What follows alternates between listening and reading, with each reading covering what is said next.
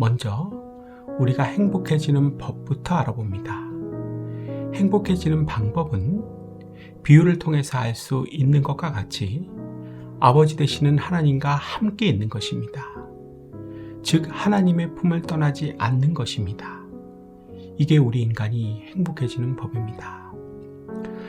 조직신학 시간에 하나님께서는 무소부지하신 분이라고 배우게 됩니다. 그 존재와 섭리가 있지 않은 곳이 없이 어디에나 다 있다는 것입니다. 어디에나 있으신 하나님, 떠날 수 있다고 보십니까? 사실은 떠날 수 없습니다. 하지만 떠날 수 있다고 생각하셔야 합니다. 어떻게요? 마음이 하나님으로부터 떠나고 정신이 하나님으로부터 떠나는 것입니다. 내 마음과 정신이 하나님을 떠나면 하나님을 떠나게 되는 것으로 생각하셔야 하는 것입니다. 따라해 볼까요? 나의 마음과 정신이 하나님을 떠나면 하나님을 떠나게 되는 것이라고 생각해야 한다. 그렇다면 여러분, 하나님을 떠나 사시는 분들 많으시죠? 그래서 교회에 와도 행복하지가 않은 것입니다. 하나님을 이미 떠난 사람이 교회에 온다고 행복하겠습니까? 부담만 더해지는 것입니다. 그래서 교회를 다니기 싫어하는 사람이 많이 생기게 되는 것입니다. 따라해 볼까요? 이미 하나님을 떠난 사람은 교회에 와도 행복할 수 없다. 왜 내가 교회에 와도 다녀도 행복하지 않은지 그 이유를 아셨으면 좋겠습니다. 그렇다면 왜 나의 마음과 정신은 이렇게 하나님을 떠나게 되었을까요? 창세기 말씀으로 가봅니다. 여호와 하나님이 그 사람에게 명하여 이르시되 동산 각종 나무의 열매는 내가 임의로 먹되 선악을 알게 하는 나무의 열매는 먹지 말라. 내가 먹는 날에는 반드시 죽으리라 하시니라.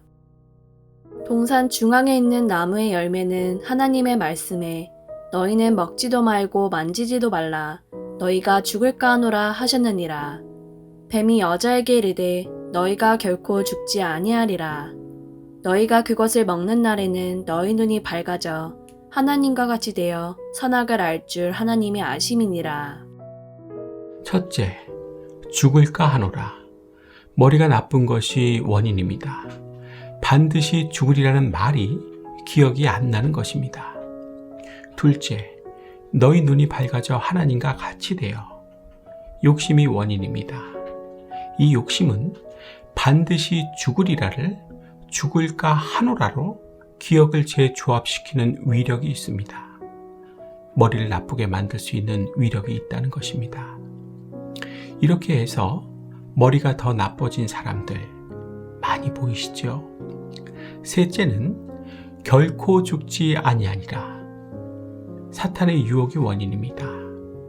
잘못된 생각을 하게 해주는 것입니다. 자꾸만 잘못된 생각을 집어넣어 주는 것입니다. 이상과 같은 원인이 나의 마음과 정신을 하나님으로부터 떠나게 하는 것입니다. 하나님으로부터 떠난다는 것은 좀 더 구체적으로 설명드리자면 하나님의 말씀으로부터 떠나는 것을 뜻하는 것입니다. 말씀을 안 듣는 것이고 싫어하는 것입니다. 중요하니까 큰 소리로 따라해 볼까요? 구체적으로 하나님으로부터 떠난다는 것은 하나님의 말씀으로부터 떠나는 것이다. 안 듣는 것이고 싫어하는 것이다. 하나님의 말씀이란 기록된 하나님의 말씀인 성경과 선포된 하나님의 말씀인 설교입니다. 그러니까 성경 말씀대로 살지 않고 설교 말씀대로 살지 않는 것이 하나님으로부터 떠나 살고 있는 것입니다. 손에 잡힐 수 있도록 적합한 예를 하나 들어보겠습니다. 성경을 보면 전도하라고 되어 있지요. 전도하십니까? 설교를 통해서도 계속해서 말씀하시지요. 어떻게 하십니까?